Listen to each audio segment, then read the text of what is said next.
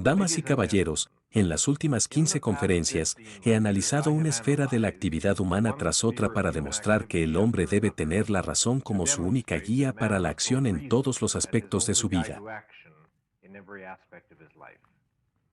Contrariamente a las afirmaciones de los filósofos místicos y neomísticos de que el hombre no puede vivir por la razón, es solo por la razón que el hombre puede vivir si ha de vivir como hombres.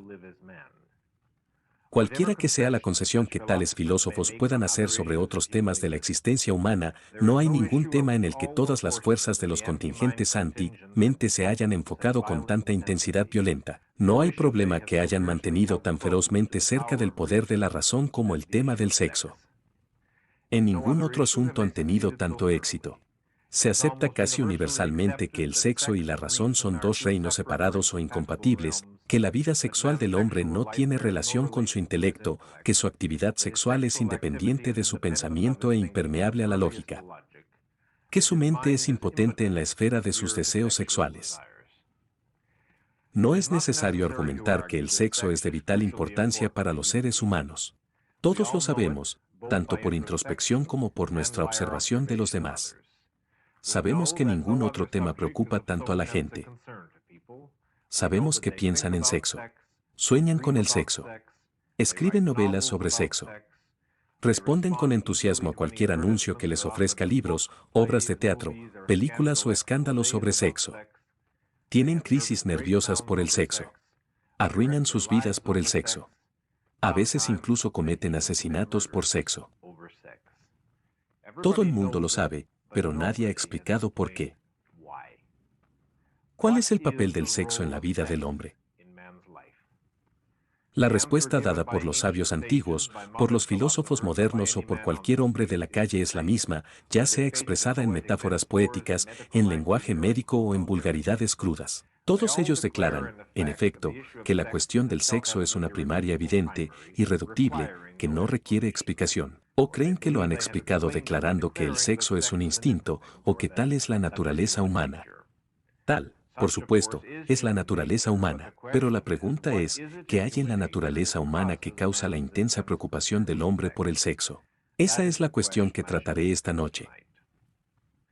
A pesar de la supuesta iluminación y sofisticación científica de nuestra cultura moderna, la visión del hombre moderno del sexo, como su código de moralidad, es, en esencia, la misma visión primordial que se infiltró en la civilización occidental desde los cultos místicos en Oriente. Metafísicamente, ese punto de vista considera que la naturaleza del hombre consiste en dos elementos opuestos y antagónicos del alma y el cuerpo, con el alma representando una dimensión superior y más noble y el cuerpo representando la naturaleza animal inferior de los hombres que pertenece a esta tierra. Los valores del hombre, según esta dicotomía, pertenecen a su alma y no son meramente ajenos, sino opuestos a las acciones y necesidades de su cuerpo. El cuerpo del hombre y cualquier placer que pueda buscar en la tierra son bajos y malvados por naturaleza. Por lo tanto, la virtud del hombre consiste en renunciar a cualquier forma de preocupación material o disfrute sensual, como la riqueza, el lujo, la producción, el comercio, el sexo. El sexo siempre ha sido el punto focal del ataque de cada místico al hombre y a la existencia. Dado que el sexo es la forma más intensa de placer que el hombre puede experimentar, fue condenado como el más pecaminoso. Fue condenado como brutal, impuro, inmundo, malvado por su propia naturaleza. La castidad, la virginidad, la abstinencia se consideraban virtudes, el triunfo del alma sobre el cuerpo. Platón fue la correa de transmisión que llevó esta visión del misticismo oriental de los órficos a la civilización occidental y la inmortalizó en el concepto que lleva su nombre, el amor platónico. Según Platón, el amor verdadero es una emoción pura y desinteresada del espíritu, sin mancha de ningún rastro de deseo sexual físico egoísta. Y el deseo sexual es un instinto animal del cuerpo del hombre sin relación con los valores de su espíritu. La dicotomía de Platón fue aceptada por San Pablo, por Agustín y por todos los filósofos del cristianismo. En la cultura cristiana, se convirtió en el concepto de dos tipos diferentes de amor llamado sagrado y profano, con lo sagrado perteneciente al espíritu y lo profano al cuerpo. Con la evolución del cristianismo a lo largo de los siglos, esta visión del sexo se modificó un poco. Mientras que los primeros filósofos cristianos condenaron el sexo como tal y consideraron todo placer sexual como pecaminoso y malvado, algunos de los últimos adoptaron una especie de compromiso metafísico. Sostuvieron que el sexo no es pecaminoso si está sancionado por el matrimonio y si su propósito principal es la procreación. A las personas casadas se les dijo, en efecto, que el pecado de experimentar placer físico se les perdonaría si y solo si su motivo principal era la procreación, y el placer era solo un subproducto incidental, no buscado e inevitable. Esta fue la concesión renuente del filósofo a la naturaleza inferior de los hombres, ya que muy pocos hombres son capaces de ser continente, dijeron, y dado que la procreación es necesaria para la existencia continua de la raza humana, y la existencia continua de la raza humana es necesaria para abastecer a Dios con una cantidad abundante de adoradores, el placer sexual tenía que ser tolerado en el matrimonio como un mal necesario. El matrimonio fue descrito como una medicina para la inmoralidad. Algunos filósofos cristianos afirmaron que si Adán y Eva no hubieran caído en desgracia y hubieran permanecido en el jardín del Edén, habrían tenido relaciones sexuales, pero habría sido una actividad absolutamente desprovista de cualquier disfrute sensual, una actividad realizada únicamente con el propósito de una reproducción fría y calculada. De no haber sido represados, habrían tenido esa ventaja virtuosa. Una de las consecuencias de la condenación del hombre es que ha perdido la posibilidad de un acto sexual que lograría la procreación sin brindarle ningún placer. Tenga en cuenta este punto en particular, es el placer lo que hizo que el sexo fuera pecaminoso. Es un placer que los religiosos sean condenados como malvados. Ahora, ¿cuál fue la oposición ofrecida a esa visión del sexo en la historia de la filosofía post-renacentista? La única oposición a ese punto de vista de los espiritualistas que afirman que el sexo es malo es el punto de vista de los materialistas que afirman que el sexo no tiene sentido. Los materialistas, los neomísticos modernos que afirman que el hombre es un autómata sin sentido hecho de carne con reflejos condicionados. Los supuestos campeones del sexo, que proclaman su deseo de liberar a los hombres de tabúes e inhibiciones, defienden el sexo en efecto de la siguiente manera: no es cierto que el sexo sea malvado porque es una función animal bruta. Dado que el hombre no es más que un animal bruto, no está mal que se involucre en una función de animal bruto. ¿Por qué no debería? Todas sus funciones son funciones de animales brutos. El único error es pretender que son otra cosa. Damas y caballeros, como una oposición a las doctrinas de los místicos, o simplemente una aceptación más profunda y más fea de la metafísica sostenida por los místicos de su visión metafísica del hombre, la otra cara de la misma moneda. Si los místicos del espíritu declaran que el hombre es un cerdo, que podría tener la oportunidad de adquirir algún valor después de la muerte, la protesta de los místicos del músculo consiste en declarar, claro, que soy un cerdo, pero pertenezco al estiércol y no me propongo preocuparme por ningún valor. Hay muchos hombres que piensan que se están rebelando contra una educación religiosa mística al embarcarse en un curso de promiscuidad sexual sin sentido. Ellos piensan que Bis demuestra su libertad del misticismo. De hecho, han admitido la premisa básica del místico de que el sexo es una actividad desprovista de cualquier significado espiritual o psicológico, es decir, de cualquier valor. Tales son las dos alternativas que se han ofrecido a los hombres, una elección entre los espiritualistas y los materialistas, entre los que creen en los valores sin placer y los que creen en el placer sin valores. Los espiritistas predican que el hombre debe perseguir los valores morales, pero no debe esperar ningún placer de ellos. Los materialistas predican que el hombre puede perseguir el placer, pero no debe pretender que implica ningún valor moral. Ambos aceptan la premisa fundamental de que el placer y los valores no tienen relación entre sí. En una u otra versión, la visión medieval órfico-platónica del sexo aún domina nuestra cultura. Permítanme citar algunos extractos de la literatura medieval escrita a finales del siglo XIX por médicos que deberían haber sabido mejor sobre el papel del sexo en la vida humana. Un cirujano del siglo XIX escribe: debo decir que la mayoría de las mujeres, felizmente para la sociedad, no están muy preocupadas por los sentimientos sexuales de ningún tipo.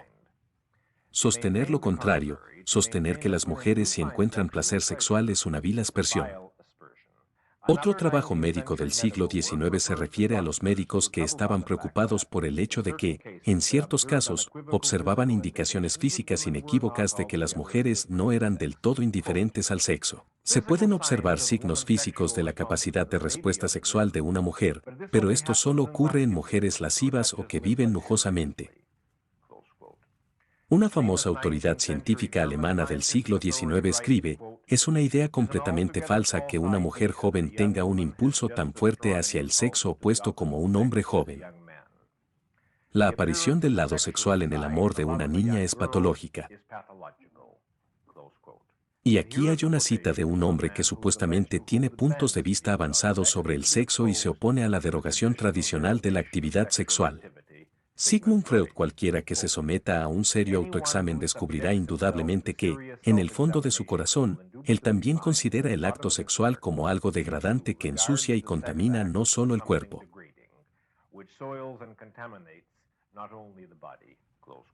No importa qué parte de estas ideas los hombres modernos hayan rechazado, no importa cuán confiadamente los hombres afirmen que no creen en la dicotomía alma-cuerpo, una consecuencia de la doctrina órfica sigue sin ser cuestionada, dominando nuestra cultura moderna como un monumento a un mal muy antiguo, casi como un templo primordial oscuro, que aún reclama sacrificios humanos en forma de vidas destrozadas por la frustración, el desconcierto y la culpa. La creencia aceptada por la mayoría de los hombres de que el sexo es principalmente una función física. Hay muchas versiones diferentes de esta creencia y muchas estimaciones diferentes. No todos los que lo sostienen comparten la valoración materialista extrema, que puede llamarse animalismo bruto. Algunas personas sostienen que el sexo es una función animal, pero que no hay nada de malo en ser un animal. De hecho, es natural o saludable, o incluso hermoso. Tales puntos de vista van desde la escuela del vaso de agua que considera el sexo como una función física natural, que satisface una necesidad física de no mayor importancia que beber un vaso de agua cuando uno tiene sed. Para la escuela del glamour animal, considera lo primitivo, lo instintivo, lo terrenal como romántico, apasionado y colorido, en oposición a lo intelectual y lo civilizado, que considera frío, una hazaña y aburrido. La escuela cuya visión del sexo se ejemplifica mejor en las versiones de Hollywood de los nativos del Mar del Sur o en las películas italianas actuales sobre campesinas descalzas. Hay personas que tratan de permitir algún lugar o influencia al amor romántico en el tema del sexo de alguna manera indefinida, lo que equivale a la creencia de que el sexo es físico, pero que un hombre bueno lo combina de alguna manera con emociones espirituales de amor, mientras que un hombre que es menos bueno no lo hace, sino que se entrega a la promiscuidad física sin relación con su mente, valores o emociones. Estas diversas actitudes difieren no en su visión metafísica del sexo, sino solo en sus estimaciones. En efecto, van desde la creencia de que el sexo pertenece a la cuneta hasta la creencia de que lo transfiere a la jungla, luego lo transfiere al baño y luego lo transfiere al dormitorio de una cabaña con armario de vid. Pero el lugar del que el sexo está excluido por su frente unido es el estudio de que la mente, la razón y la lógica del hombre no tienen conexión alguna con su vida sexual, es el absoluto que todos tienen en común. La razón que sostienen es un extraño para el sexo, ya sea un alienígena impotente derrotado por el poder de la pasión irracional, o un alienígena destructivo cuya mano fría mata la alegría que solo un cuerpo sin mente puede experimentar. Como dice un escritor moderno, la elección amorosa no es un acto racional, y uno puede sospechar con razón que donde la elección es racional, probablemente no haya amor. O escribe otra cita en el momento en que uno es capaz de decir, porque uno ya no está bajo el hechizo. Ahora, mientras procedemos a examinar el tema, permítanme afirmar al principio que, hablando metafóricamente, la vida sexual de un hombre está determinada precisamente por las horas que ha pasado o no ha pasado en su estudio, con lo que me refiero al pensamiento que ha hecho o no ha hecho. Como cualquier otra actividad, solo si es posible. Más que cualquier otra actividad, la vida sexual de un hombre está determinada por sus premisas, mantenidas consciente o inconscientemente. Y el chiste sombrío sobre los místicos de ambas escuelas es que de todos los aspectos de la vida del hombre, el sexo es el más filosófico, aunque no en la forma en que lo proyectarían. El sexo es la suma, la expresión y, a menudo, la némesis del tipo de filosofía que un hombre ha elegido aceptar. Es el único reino donde las premisas saldrán inexorablemente. Para citar a Francisco de Anconia, dime lo que un hombre encuentra sexualmente atractivo, y te contaré toda su filosofía de vida. Muéstrame la mujer con la que se acuesta y te diré su valoración de sí mismo. Esto es lo que me propongo demostrar y explicar. Ahora comencemos examinando la pregunta, ¿es el sexo principalmente una función física? Obviamente, la capacidad de experimentar placer sexual es física en el sentido de que el cuerpo del hombre posee los nervios y órganos apropiados que son las herramientas necesarias de esa experiencia. Pero este no es el único problema. El punto es si el aparato sexual del hombre es una máquina autónoma que se maneja a sí misma por su propia voluntad, o si es una herramienta, una máquina manejada por la mente del hombre. Y si esto es lo último, ¿cómo? ¿De qué manera?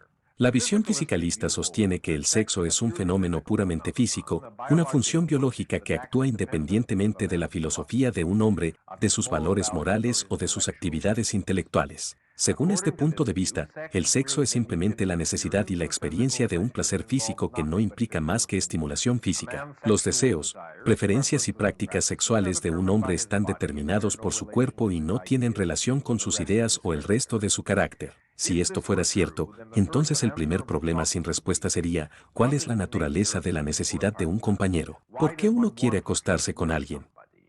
¿Por qué se prefiere el coito heterosexual al autoerotismo o la masturbación? No se puede argumentar que esta preferencia sea causada por diferencias en las sensaciones físicas, porque si consideramos nada más que la estimulación física de las terminaciones nerviosas, seguramente es posible duplicar en un alto grado los mensajes nerviosos literales enviados a lo largo del sistema nervioso. No es el cuerpo de uno el que notaría la diferencia. Hace unos años, tuve un paciente varón que tenía la actitud de Don Juan hacia el sexo. Insistió en que el sexo no tenía un significado espiritual particular en su vida, que era simplemente una cuestión de liberación física, y en lo que a él respecta, cualquier mujer disponible lo haría con ese propósito. Insistió en que el tema no tenía un significado psicológico más amplio y que no se podía inferir nada sobre su carácter a partir de la naturaleza de sus elecciones sexuales particulares. Le dije, supongamos que te dieran una muñeca de goma de tamaño natural, construida como una réplica exacta de una mujer, para que tus sentidos no se dieran cuenta de ninguna diferencia perceptible. ¿Renunciarías a acostarte con mujeres y te contentarías con obtener tu satisfacción física de esta muñeca por el resto de tu vida? Él retrocedió y respondió, Dios, no. Así que pregunté, ¿por qué no? Él respondió, porque en el sexo quieres una pareja. Le pregunté por qué esta muñeca no serviría para una pareja, ya que se parecería a una mujer en todos los sentidos. Él respondió, sí, pero en el sexo quieres una conciencia, no solo un cuerpo inanimado. Es interesante, dije, quieres una conciencia, y simultáneamente mantienes que esto es simplemente un problema de liberación física. ¿Qué sabe o le importa a su cuerpo una conciencia? ¿Qué diferencia haría eso en sus células nerviosas? Tu mente sabe la diferencia, pero tu mente, según tu teoría, no juega ningún papel en tu actividad sexual. En este punto, admitió que se trataba de más de lo que había reconocido hasta ahora. Cuando considere la validez de cualquier teoría, recuerde una regla elemental de la epistemología científica. Para ser válida, una teoría debe incorporar todas y no contradecir ninguna de las pruebas relevantes del tema en consideración. Y hay una gran cantidad de fenómenos que no pueden ser incorporados o explicados por una teoría fisicalista del sexo. El primero es el deseo de una pareja. El segundo es la preferencia que muestra todo ser humano por un tipo de pareja sobre otro. No hay hombre que no posea algún tipo de estándares sexuales. Los patrones pueden ser muy toscos y primitivos. Pueden abarcar un rango muy amplio, aparentemente indiscriminado, pero cada hombre traza la línea en alguna parte. No hay hombre del que no sea cierto que haya alguna mujer con la que preferiría no acostarse. Una vez que observamos el fenómeno universal de las preferencias sexuales, una vez que sabemos que un hombre obtiene un placer intenso al acostarse con una persona pero no al acostarse con otra, sabemos que la clave de la diferencia radica en el reino espiritual o psicológico, es decir, en la conciencia del hombre, no en su cuerpo, porque los movimientos físicos involucrados son los mismos y la estimulación de las células nerviosas es la misma independientemente de la pareja. Si una relación sexual produce aburrimiento o vergüenza y otra el tipo de placer más puro e intenso, la diferencia radica en el ámbito de la psicología humana, no en el ámbito de la fisiología. Ahora, como en la mayoría de los temas, existe una teoría intermedia del sexo, la teoría semifísica, que sostiene que el sexo no es un tema físico autónomo del cuerpo, que la conciencia y los valores del hombre están involucrados, pero que tales valores pertenecen solo al cuerpo, y que las preferencias de uno están dirigidas por los estándares de belleza física solos, demostrando, por lo tanto, que el cuerpo es la única preocupación de uno en las sectas y que las cuestiones o valores morales o intelectuales son irrelevantes. El ejemplo que se suele dar para ilustrar esta teoría es una experiencia compartida por la mayoría de los hombres en un momento u otro del siguiente tipo: caminando por la calle, un hombre ve a una mujer muy hermosa, sin saber nada de ella, sin pensar y sin tiempo para pensar en su carácter. Siente un deseo sexual inmediato. A lo mejor de su conocimiento consciente e introspectivo, su hermoso cuerpo era la única fuente e inspiración de sus deseos. La pregunta a hacer en tal caso es: supongamos que el hombre se le acercó, se familiarizó y descubrió que ella es una viciosa, asesina, recién liberada de la cárcel o una mujer que apenas puede conectar dos frases sensatas. ¿Su deseo sexual se mantendría sin cambios? Cualquier introspecte semicompetente admitiría que su deseo se desvanecería.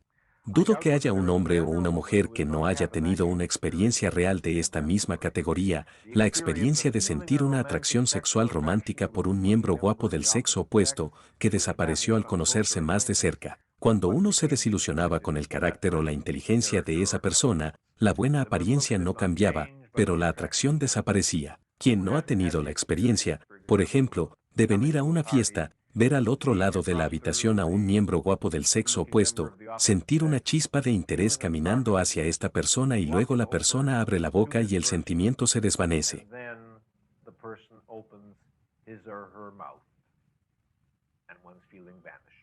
La pregunta que se debe hacer en todos estos casos es: ¿cuál es el significado de la respuesta de los hombres a la belleza física?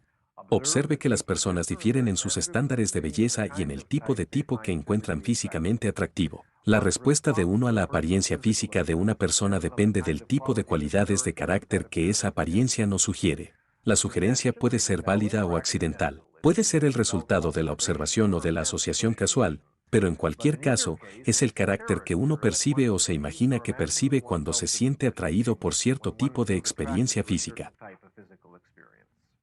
Los seres humanos forman sus estimaciones de los valores románticos temprano en la vida, generalmente en la adolescencia. Las cualidades de carácter son difíciles de definir e identificar en ese momento o más tarde, pero los valores de la apariencia física son los más fáciles de percibir y evaluar. Dado que la mayoría de las personas no identifican su estándar de valores morales y no saben conscientemente qué rasgos de carácter valoran, o porque sus estimaciones románticas permanecen en el nivel asociativo primitivo de la adolescencia. Pero cada vez que un hombre responde a la belleza física de una mujer, lo que está viendo es la abstracción de la mujer. Y lo que su subconsciente está haciendo es dotar a esa abstracción de las cualidades particulares del carácter, los valores particulares que busca en una mujer. Los busca solo por medio de su propia respuesta emocional indefinida y no identificada, que debería, pero que nunca puede identificar en términos conscientes. Siempre que te sientas atraído por la cara bonita de una chica, no es una villanía lo que esperas encontrar en esa chica. Pregúntese qué es lo que espera encontrar, y puede obtener una pista de sus estándares románticos reales. Como prueba más del hecho de que el atractivo romántico de la belleza física es simbólico más que real, observe el hecho de que muchas mujeres que poseen una belleza física perfecta pero carecen de carácter, cuya personalidad es plana, sin vida y distinguida, no despiertan el deseo masculino y se considera que carecen de atractivo sexual. Por otro lado, las mujeres que son mucho menos hermosas y, a veces, realmente hogareñas, a menudo poseen un enorme atractivo sexual. Considere el significado del concepto de atractivo sexual. Pocas personas se dan cuenta de que el concepto es una negación descarada de la visión fisicalista del sexo, o de la visión que atribuye la atracción sexual a la apariencia física. El atractivo sexual significa una cualidad especial de carácter, un atributo de la personalidad. La mayoría de la gente dice que es una cualidad indefinible, un algo indefinible. Pero la mayoría de la gente dice eso sobre cualquier emoción compleja. La belleza física, como tal, es un valor humano, pero está lejos de ser el valor crucial o determinante en la atracción sexual. Ahora observe otro punto: si un hombre hiciera una declaración de amor platónico a una mujer, si le dijera que la adora emocionalmente, pero que ella no despierta ningún deseo sexual en él, ella no creería en su amor y se sentiría profundamente herida, ofendida, insultada. Lo mismo sería cierto para un hombre si escuchara una declaración similar de una mujer. Muy pocas personas están dispuestas a aceptar la idea de que el amor romántico puede divorciarse de cualquier elemento del deseo sexual. Sin embargo, estas mismas personas están dispuestas a creer que el deseo sexual puede existir sin ningún elemento de amor o valoración espiritual. El deseo sexual y la emoción sexual están determinados por las premisas de una persona. Al igual que cualquier otro deseo o emoción humana, el cuerpo no puede desear. Solo tú puedes desear. Y al igual que cualquier otra evaluación mental que produzca una emoción puede producir consecuencias físicas en tu cuerpo. Como, por ejemplo, una evaluación de peligro puede hacer que su corazón lata más rápido y puede aumentar el suministro de adrenalina. Entonces, ciertos tipos de evaluaciones mentales pueden producir una sensación de deseo sexual, pero esa sensación no es más generada por el cuerpo que cualquier otra emoción generada por el cuerpo. Tu cuerpo es solo tu herramienta. Tu conciencia es el generador de los valores y propósitos para los que eliges emplear esa herramienta. Antes de proceder a discutir los valores específicos involucrados en el tema del sexo, permítanme recordarles el significado metafísico del placer en la vida humana. El placer es la respuesta emocional del hombre a aquello que logra, apoya o promueve sus valores. El sufrimiento es su respuesta emocional a aquello que los amenaza, hiere o destruye. Dado que el éxito en el logro de sus valores es la necesidad metafísica básica de la supervivencia del hombre, la experiencia del placer es la prueba emocional y la confirmación de su capacidad para lidiar con la existencia, lo que significa su aptitud para existir. Por lo tanto, el placer y la autoestima son corolarios interactivos en la conciencia del hombre. La autoestima, el sentido seguro de la propia capacidad para lidiar con la existencia, es en sí mismo el placer más profundo que un hombre puede experimentar, en la raíz de todos los demás. Cada experiencia de placer, mayor o menor, conlleva un sentido de la propia eficacia. Del éxito en el logro de lo deseado o deseable, del éxito en el trato con la realidad. Una expresión o reafirmación de la autoestima, o para decirlo más precisamente, un sentido de eficacia es la forma de conciencia interna que le da al hombre la realidad emocional de su propia autoestima. La acción y los valores son corolarios inseparables en la vida del hombre. Los valores a ganar o mantener requieren acción. La acción está motivada consciente o inconscientemente por el propósito de lograr o preservar un valor. En relación con sus valores, las acciones del hombre se dividen en dos categorías básicas, producción y consumo. Las acciones que toma para lograr un valor y las acciones que toma para usarlo. El ejemplo más simple es el proceso de alcanzar la comida. 1. El hombre planta y cultiva una cosecha de trigo y transforma ese trigo en pan, que es una serie de acciones tomadas para producir un valor. Luego come el pan, que es la acción de consumir el valor. Este es el patrón básico de su actividad en relación con los valores. No importa cuán complejas sean las acciones y los valores involucrados, existe una relación jerárquica entre todos los valores del hombre.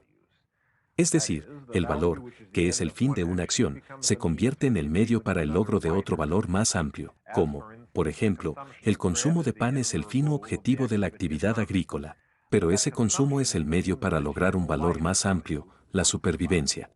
En última instancia, toda la actividad del hombre, tanto la producción como el consumo, tiene dos objetivos finales básicos, dos valores, que no son medios para otros fines, sino fines en sí mismos, el mantenimiento de su vida y su disfrute. Este patrón básico de las acciones del hombre en existencia tiene un patrón correspondiente de acciones dentro de su conciencia. La actividad de su conciencia también se divide en dos categorías básicas, dos funciones que constituyen la producción y el consumo de valores, a saber, el pensamiento y la emoción.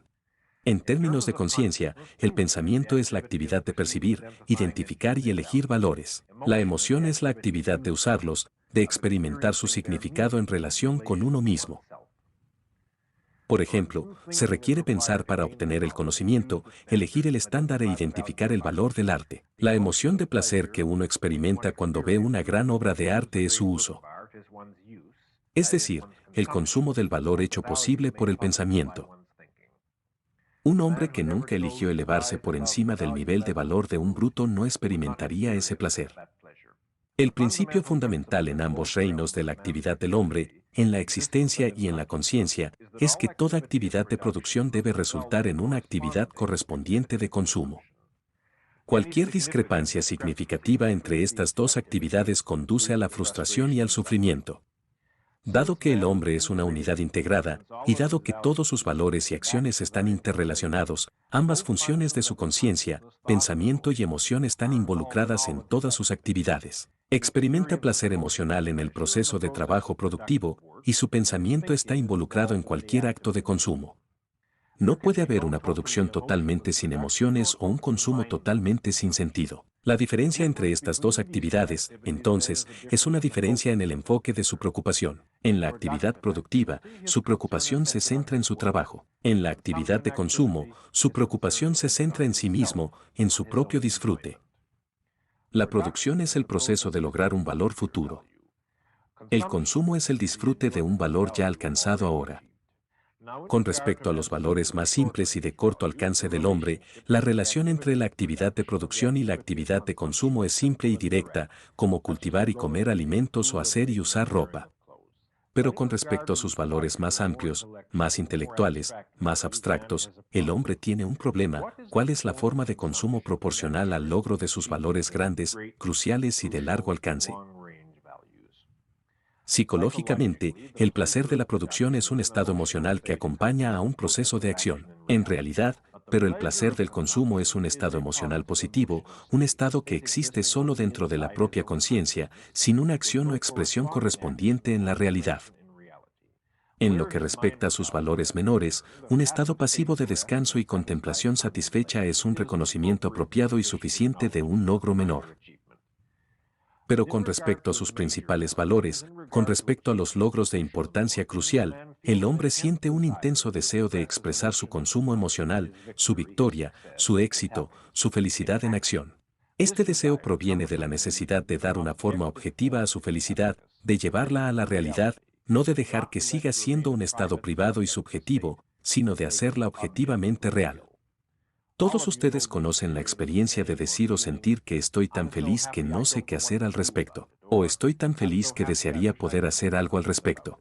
Este deseo de acción proviene de la necesidad de equilibrar la producción y el consumo, de llevar el consumo a un nivel acorde con la importancia del valor alcanzado.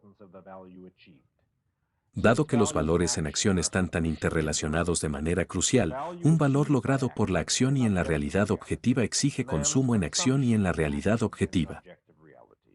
Un gran logro recompensado por nada más que el estado de la propia conciencia interior es una frustración.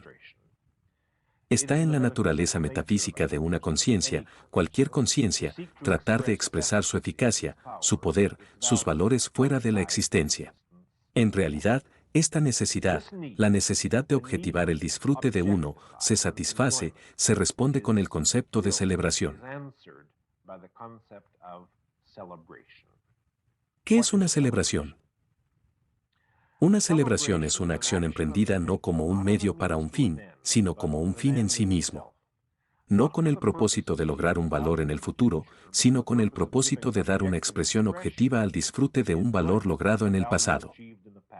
La mayoría de las veces, pero no necesariamente en el pasado inmediato. Una boda es una celebración. Una fiesta de cumpleaños es una celebración. Una fiesta en honor a los logros de un invitado distinguido es una celebración. El 4 de julio es una celebración nacional. Esa fiesta típicamente americana, el Día de Acción de Gracias, captura la esencia de una celebración, un día festivo para celebrar la finalización exitosa de una cosecha. Cada celebración es un acto que objetiviza el placer del consumo después de la producción exitosa de un valor importante.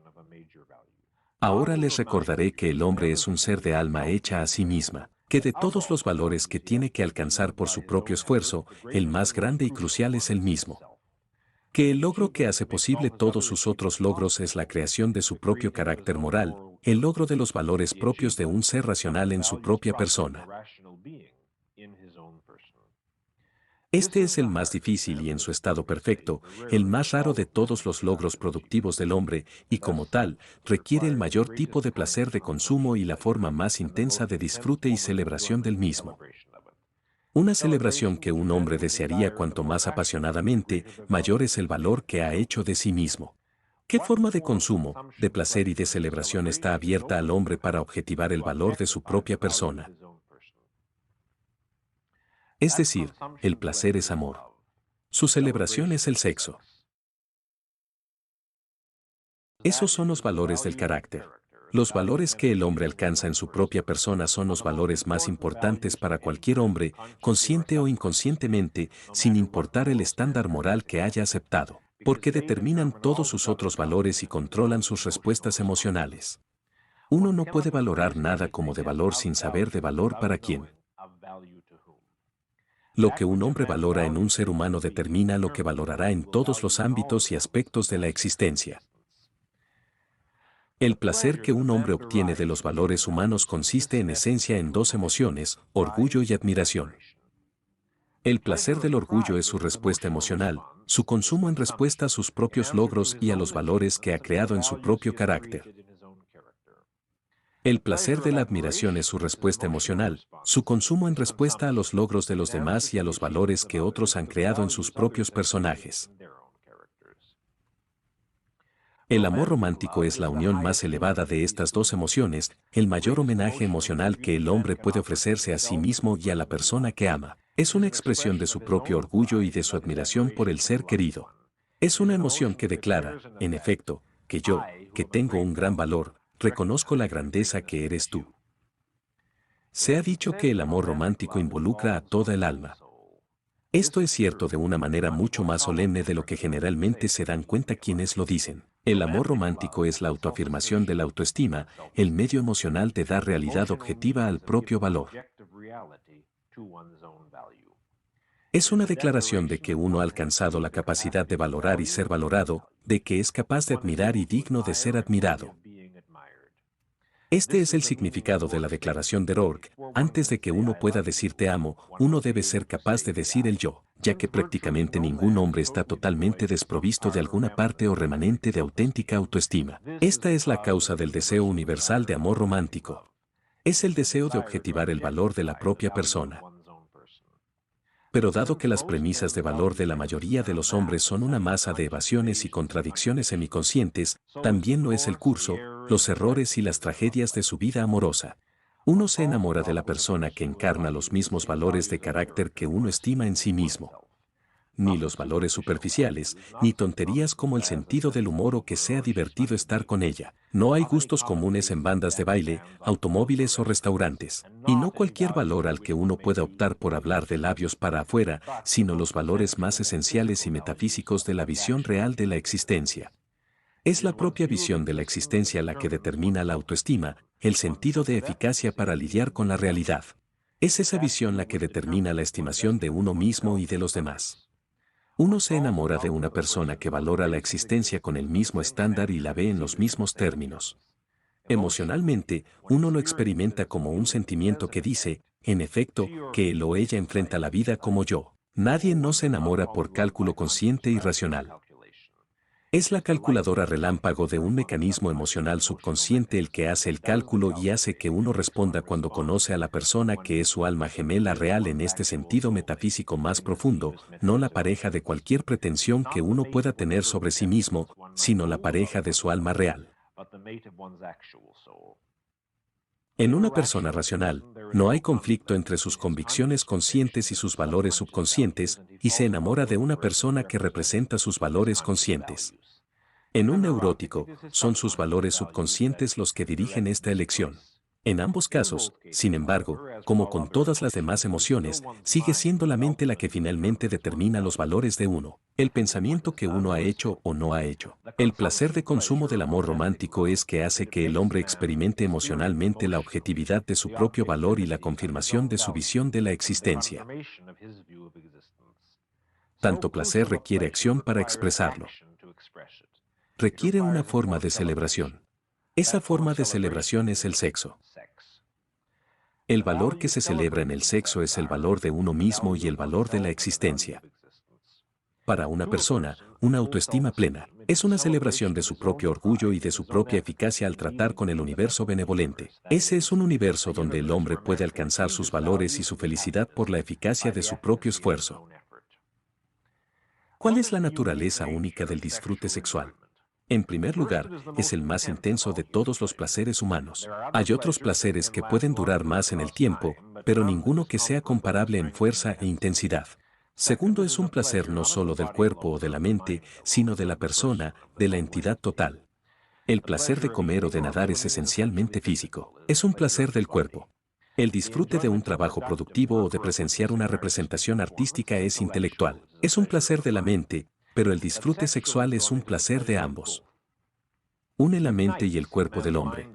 Integra sensaciones, emociones, valores y pensamiento. Ofrece al hombre la forma más intensa de experimentar su propio ser total, de experimentar su sentido más profundo e íntimo de sí mismo. El acto sexual invoca y necesita la participación física y espiritual más profunda y amplia. Todo el mundo lo sabe introspectivamente, incluido el hombre que, sintiéndose culpable por el acto o por su elección específica de pareja, se retira a la impersonalidad sin emociones en el momento posterior y descarta la experiencia como sin sentido, fisiológica y desprovista de cualquier significado de valor. Sea lo que sea, la intensidad de cualquier emoción que experimentan los hombres está determinada por la importancia de los valores involucrados. Dado que el sexo implica el más cardinal de todos los valores humanos, es el sexo el que le da al hombre el placer más intenso, y es el tema del sexo el que despierta las pasiones humanas más intensas. He dicho que en la relación jerárquica de los valores humanos, la mayoría de los valores sirven como medios para otros fines, y que los dos fines últimos son el mantenimiento de la vida del hombre y su disfrute. No es sexo. En la unión de la autoestima, de la eficacia y del goce, ese hombre experimenta la realidad de este hecho, el sentido último de su vida y de su esfuerzo. Es en el sexo donde el hombre experimenta el hecho de ser un fin en sí mismo y la sensación de que el propósito de la vida es su propio disfrute. Es en el sexo que escapa de cualquier sentimiento malévolo de la futilidad de la vida, la monotonía y la servidumbre sin sentido a fines incomprensibles que la mayoría de las personas experimentan con demasiada frecuencia. El sexo es la forma más elevada de egoísmo en el sentido más noble de la palabra, y esta es la razón por la que todos los místicos condenan el sexo, y por la que tienen que destruir el disfrute sexual para destruir al hombre. Maldecir el derecho del hombre al placer es maldecir su autoestima. Maldecir su autoestima es maldecir su alma, su esencia y su vida, como la naturaleza de la moralidad del místico. Toda la fealdad, las corrupciones y las perversiones del sexo que el amor del místico denuncia son causadas en la raíz por la aceptación de un hombre de cualquier parte de la moralidad del místico. Una vez más, citando a Francisco de Anconia, solo el hombre que ensalza la pureza de un amor desprovisto de deseo es capaz de la depravación de un deseo desprovisto de amor. Para un hombre racional, el significado de esta conexión con un hombre sano. Para un hombre que posee autoestima, el sexo es una expresión, un efecto de su autoestima.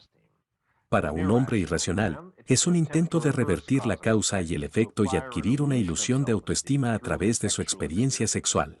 La actitud de un hombre racional en efecto es que yo soy bueno y la vida es buena. Por lo tanto, soy amado y puedo experimentar placer.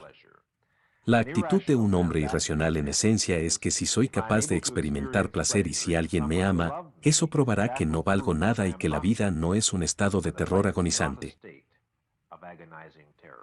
Para el hombre que posee autoestima, el acto sexual es la expresión de su propio sentido de eficacia, de su sentido de autoestima, de su voluntad de vivir. Para el hombre que carece de autoestima, el acto sexual es una búsqueda desesperada de la ilusión de una eficacia que no posee. Es el intento de revertir la ley de causa y efecto, y al realizar el acto de una celebración, inducir la sensación de que tiene algo que celebrar, que ha alcanzado el estado de aptitud para la vida y que la vida es de valor para él.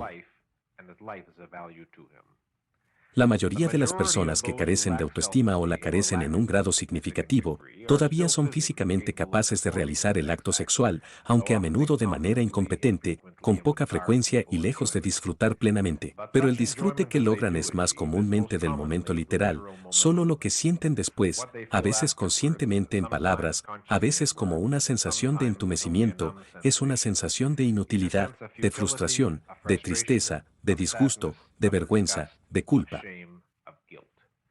Para tales hombres, el sexo es un narcótico, una sensación momentánea en la que ahogar su insuficiencia y su miedo a la vida. Para el hombre de autoestima, el disfrute del sexo es un fin en sí mismo. Lo que busca como meta final es esa experiencia literal de placer, el placer que se ha ganado por los valores de su carácter y desea experimentar por sí mismo, para el disfrute inmediato de su cuerpo y conciencia. Pero para el hombre que carece de autoestima, el placer no es un fin en sí mismo en el sentido más literal de la palabra. No es placer lo que busca. El sexo para él no es un fin en sí mismo, sino un medio neurótico para un fin. ¿Cuál es su motivo y objetivo en el sexo? Persuadirse a sí mismo por medio de la respuesta de su compañero de que es digno de ser deseado. Persuadirse a sí mismo por medio de cualquier sensación física de placer que pueda lograr de que es digno de experimentar placer. Para convencerse de que es masculino. Para convencerse de que es viril. Para convencerse de que es tan capaz de seducir a una mujer como cualquiera de sus amigos. Para convencerse de que la vida no es un peligro y una amenaza, que él también es apto para existir, que no es un extraterrestre indefenso en un universo donde la realización le es imposible. Si se trata de una mujer, persuadirse a sí misma por medio del deseo de un hombre por ella de que es objetivamente digna de ser deseada, para convencerse a sí misma de que es digna de experimentar el disfrute, para convencerse de que es tan sana y normal como cualquier otra mujer. Persuadirse a sí misma de que es femenina para persuadir al hombre de que la cuide y la proteja. Este intento de inversión de causa y efecto, este uso del placer como medio erótico para un fin no se limita al sexo.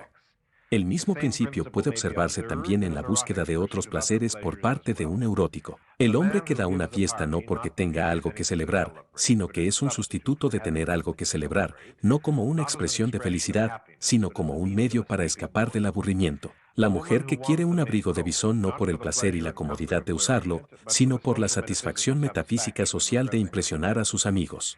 El playboy que va de discotecas a cruceros en yate para convencerse de que no le importa nada en el mundo para evadir el conocimiento de que es un vagabundo inquieto y sin valor.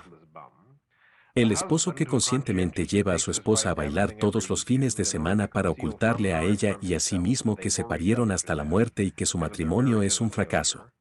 Estas son personas que realizan los movimientos de perseguir el placer, pero son incapaces de lograrlo. Estas personas a menudo se describen como cazadores de placer, pero la verdad es que el placer es precisamente lo que no persiguen. Lo que están persiguiendo pero no pueden alcanzar por los medios que han elegido es su autoestima traicionada y su sentido de un universo benevolente, es decir, de un universo en el que la felicidad y la plenitud son posibles para ellos. Es la visión de un hombre de sí mismo y de la existencia lo que determinará lo que busca del acto sexual. Y lo que busca del acto sexual determinará qué tipo de pareja elegirá.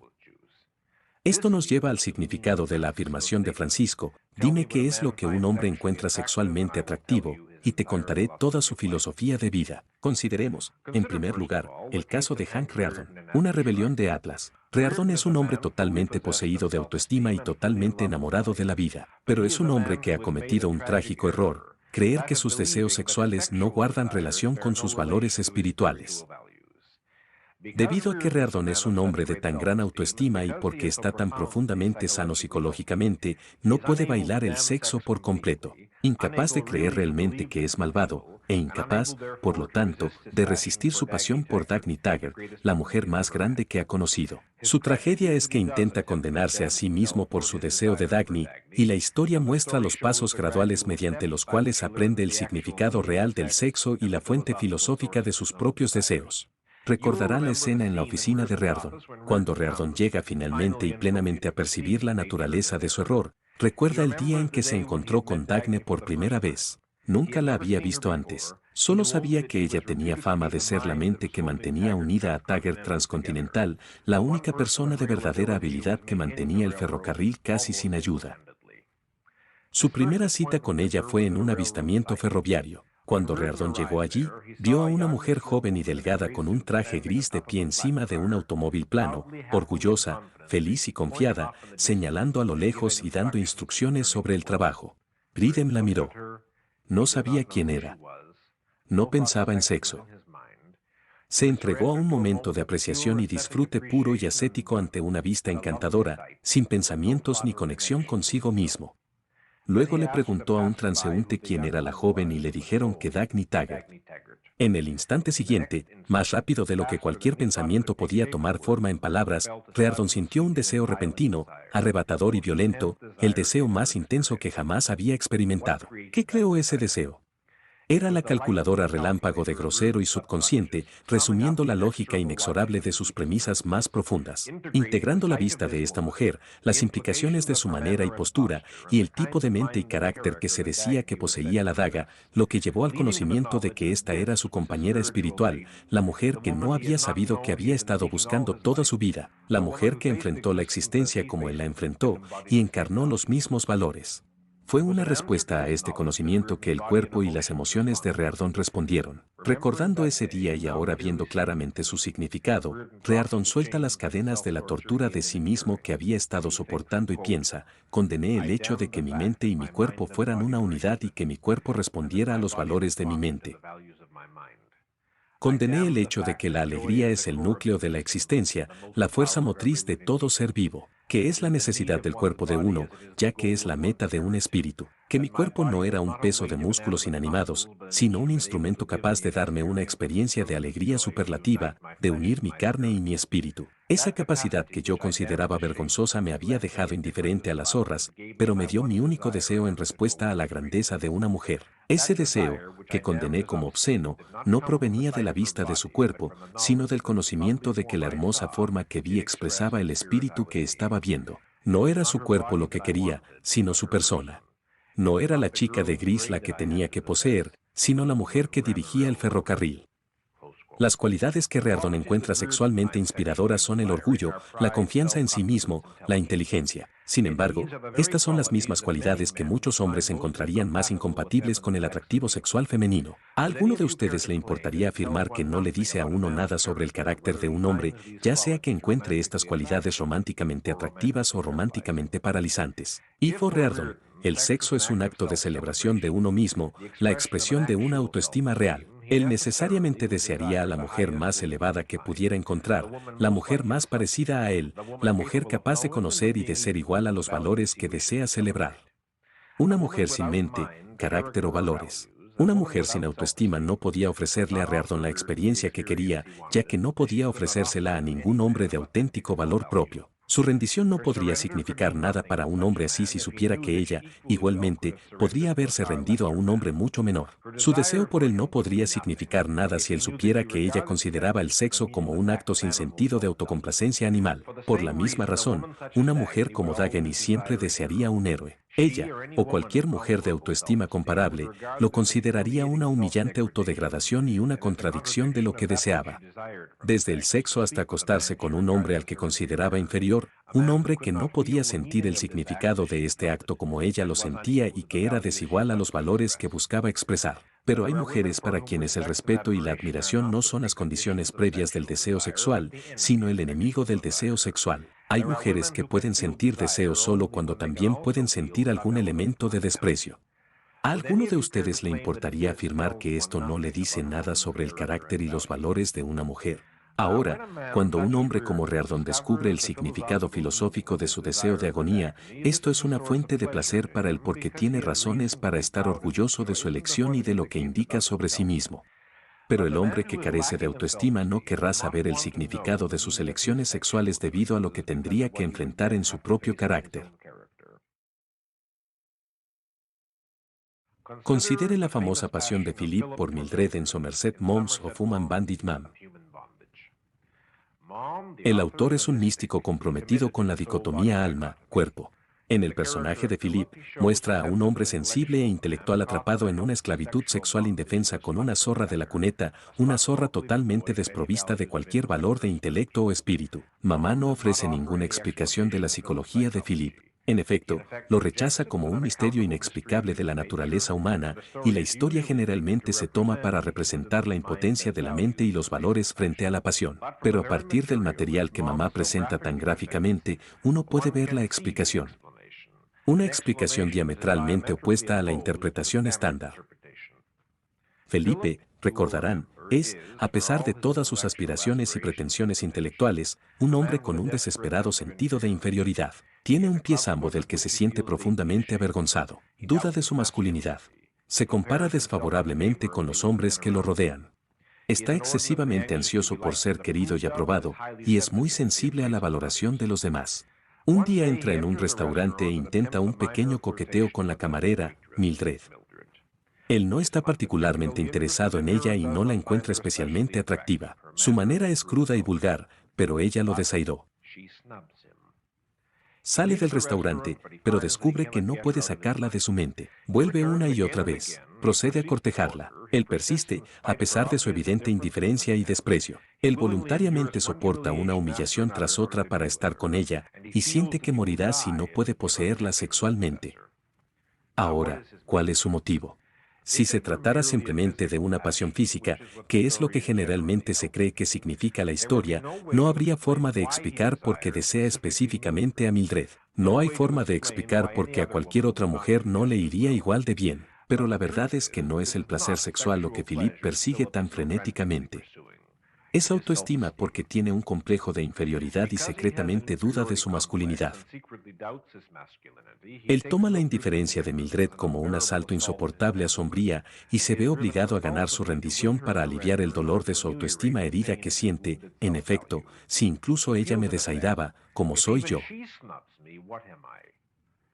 Mamá es, por actitud básica, una mística, y como todo místico, se siente inadecuado para la realidad práctica, que se ha divorciado de los valores y el intelecto. Es por eso que él sentiría que es precisamente Mildred quien está en casa, en control de la realidad que metafísicamente está en casa y en control.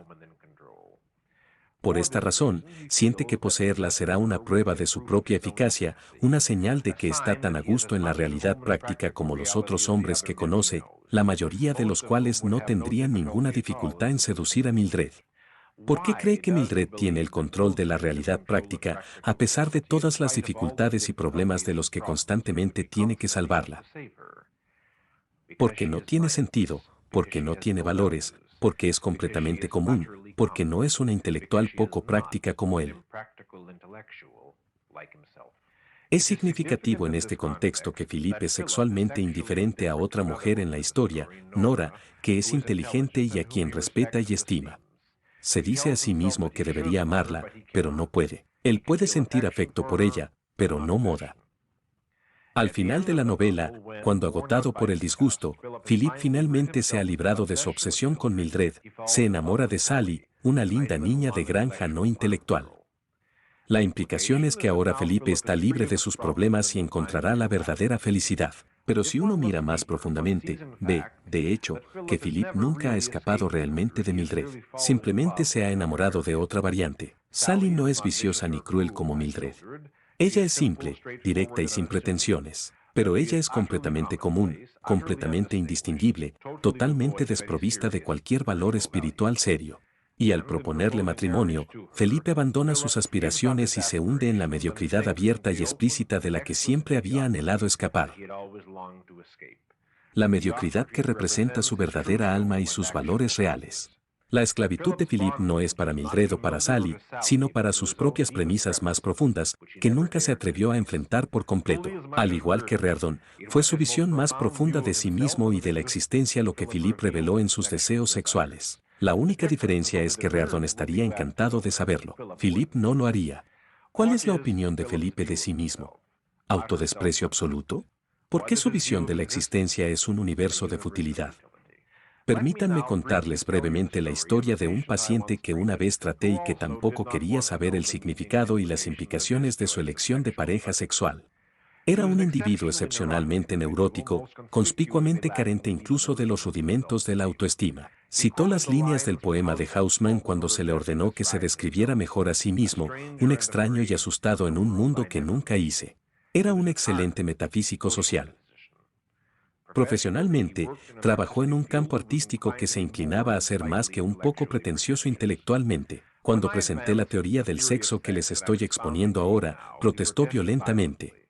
Oh, no, me lo declaró. Si hablara de amor, señor Brendan, y dijera eso en el amor, revelaríamos nuestros valores más profundos. Probablemente estaría de acuerdo, pero Monavia está hablando de sexo. El sexo no tiene nada que ver con nada. Permítanme darles un ejemplo para mostrarles mi punto. Hace algún tiempo tuve que hacer un viaje en tren y en el viaje conocí a una mujer bastante atractiva. Hablamos un rato, no de nada serio. Realmente no teníamos nada en común. No compartía ninguno de mis intereses intelectuales. Pero de todos modos, terminamos yendo a la cama juntos. A la mañana siguiente, ella se bajó del tren, y yo también. Nos separamos y nunca más nos volvimos a ver. Ahora, ¿qué era filosófico al respecto? ¿Qué tenía que ver mi visión de mí mismo o de la existencia con algo de eso? Es interesante, le dije, cómo las personas que tienen miedo y están solas se perciben entre sí, al igual que las personas que tienen confianza en sí mismas generalmente pueden reconocerse entre sí. Inmediatamente conoces a esta mujer, comienzas a hablar. No están hablando de nada importante, pero por el tipo de irrelevancias de las que eligen hablar, por los pequeños y extraños saltos y no secretos en la conversación, por su manera general, se están comunicando mucho entre sí, pero nada de eso es verbal. Nada de esto está conceptualizado. Todo se hace por medio de vibraciones emocionales. Pero esto es lo que le estás diciendo: estoy sola. Estoy asustada. Estoy en un universo desconcertante e incomprensible y tú sientes lo mismo. Y te está transmitiendo el mismo mensaje. ¿Cuál era tu verdadero motivo para acostarte juntos? Ambos se sentían y es como si estuvieran llorando en silencio el uno al otro. Déjame sentir, aunque solo sea por unos minutos, que soy un ser humano, que alguien me quiere, que le importo a alguien, que no tengo que estar siempre solo. Déjame tener un instante de calidez, cercanía y placer. Déjame ahogar el vacío y sentir que soy valioso. Vamos a aferrarnos el uno al otro y borrar el vacío. Luego, a la mañana siguiente, te despiertas y ella te mira nerviosa para ver que la desprecias. Y luego se despiden y se van, cada uno de ustedes preguntándose para qué hice eso. Y sabiendo que probablemente lo volverías a hacer. Ahora dime, ¿era esa mujer, a pesar de todas tus diferencias, tu alma gemela o no? Para darle crédito al hombre, me miró. Su rostro estaba blanco y admitió que esta era una descripción completamente precisa de su estado emocional. Que tal había sido el motivo y el sentido de su acto, aunque nunca lo había identificado. ¿Es necesario señalar más explícitamente la visión que este hombre tiene de sí mismo y de la existencia?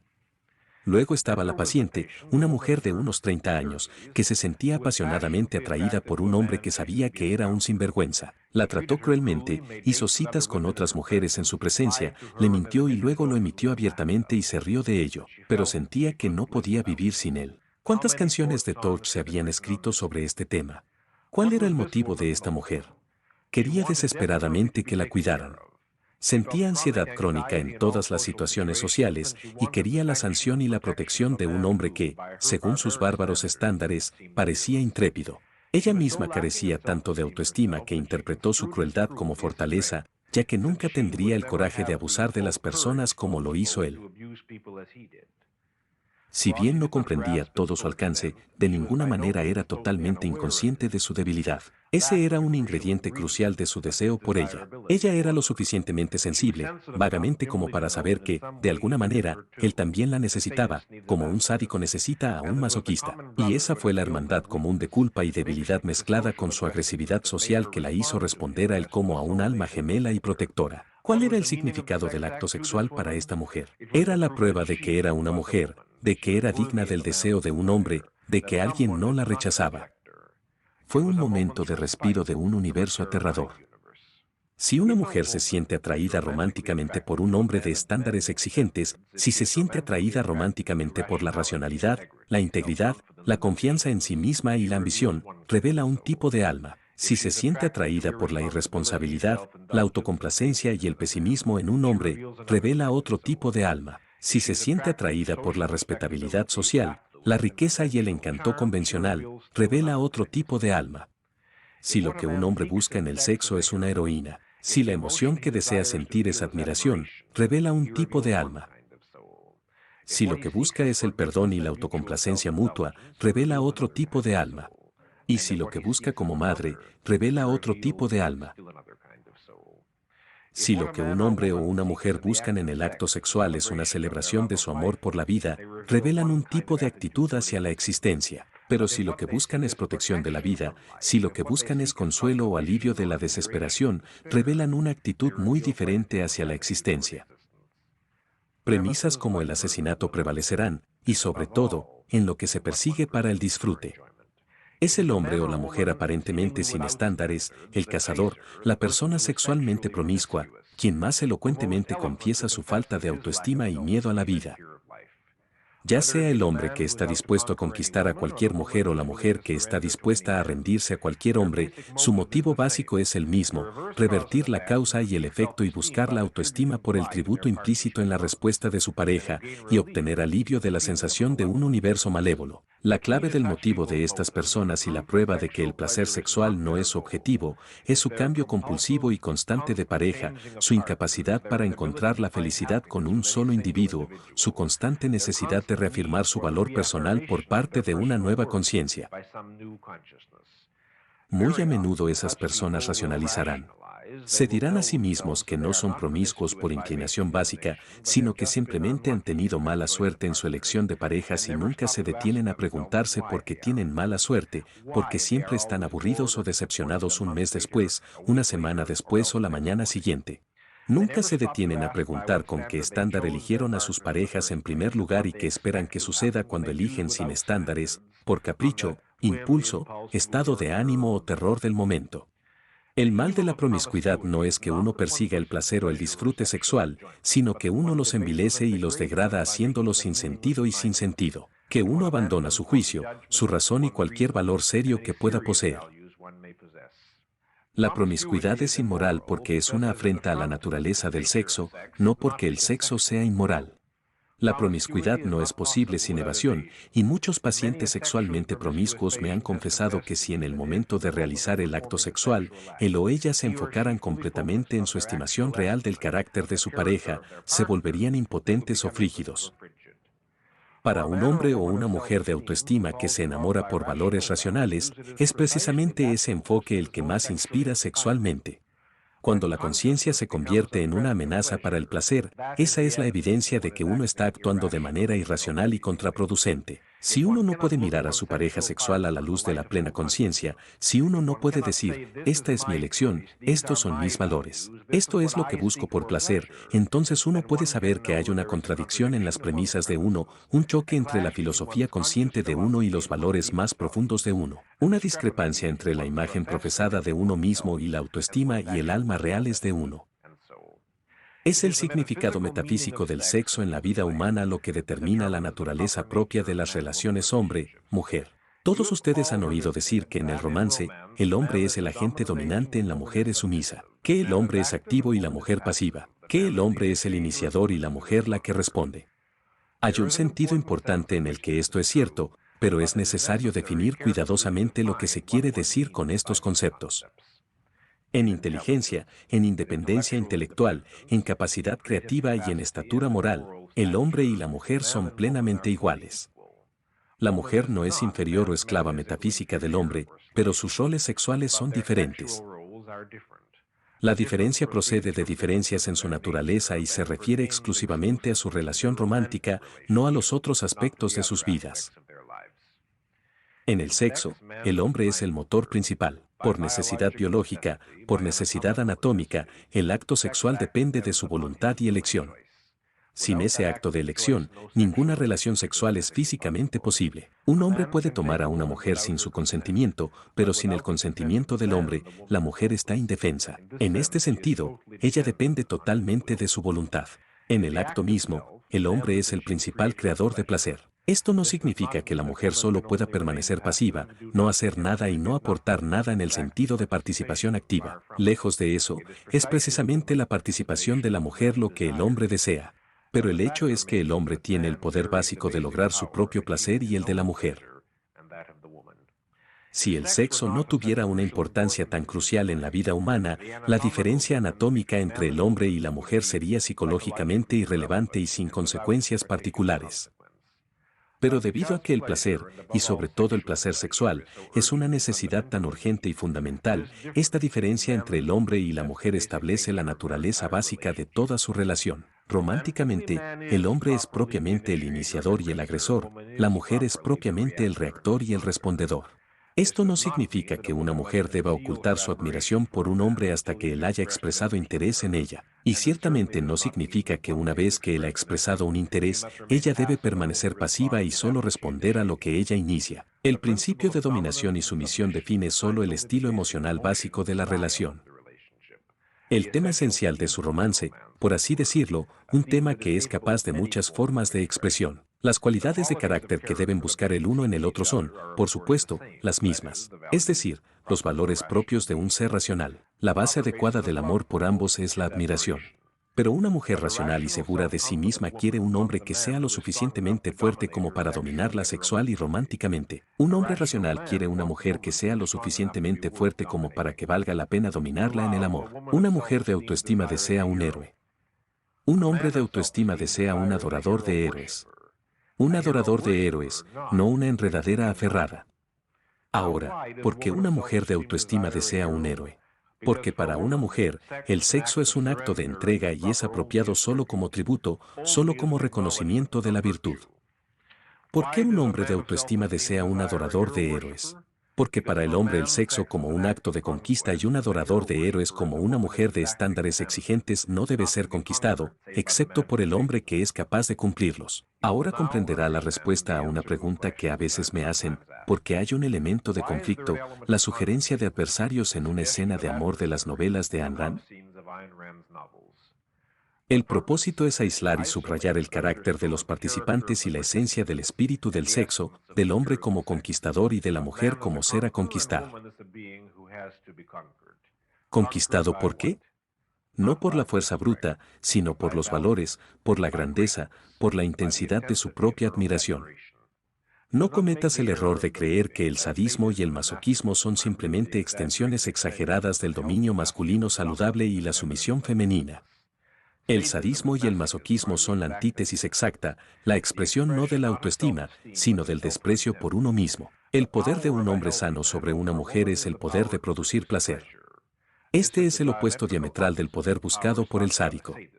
El objetivo sádico es el poder de infligir dolor. Una mujer sana expresa su amor reconociendo el placer que el hombre tiene el poder de darle y su necesidad de ese placer. Pero una expresión masoquista de amor es su disposición a soportar el sufrimiento.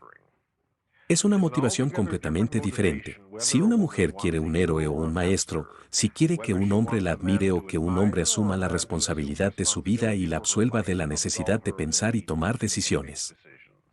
Es una motivación completamente diferente, ya sea que un hombre quiera un adorador de héroes o una vida aferrada, ya sea que quiera el aprecio de una mujer con altos estándares o la obediencia incuestionable de una mujer sin estándares en absoluto. No hay nada más aterrador para una mujer sin autoestima que una adoradora de héroes.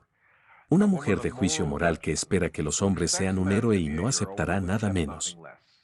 Que no responderá ni a la ternura, ni al encanto, ni a la arrogancia pretenciosa, sino solo a la auténtica confianza en sí mismo. El hombre sin autoestima huye de tales mujeres.